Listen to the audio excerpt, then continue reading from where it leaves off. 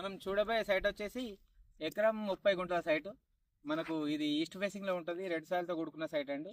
మనకు విలేజ్కి ఆనుకొని జస్ట్ వాకింగ్ డిస్టేబుల్ ఒక 300-400 మీటర్ డిస్టెన్స్లో ఉంటుందండి.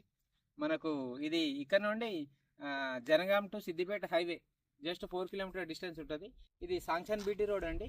మనకు చూసుకున్నట్టయితే జస్ట్ ఒక 50 మీటర్ డిస్టెన్స్లో, ఒక 50 మీటర్ల డిస్టెన్స్లో మనకు డాంబర్ రోడే వస్తుంది. అది కనిపించేది మీకు లోపలికి చూస్తే ఆటో పోతుంది చూడండి, ఆటో బైక్లు ఇట్లా పోతున్నాయి చూడండి, అది డాంబర్ రోడ్ అండి. అది మనం చూసుకునేది. ఇది మనకు చేర్యాల మండల్ కిందకి వస్తుంది. ల్యాండ్ ఎకరం 30 గుంటల సైటు, బీసీ ప్రాపర్టీ అండి.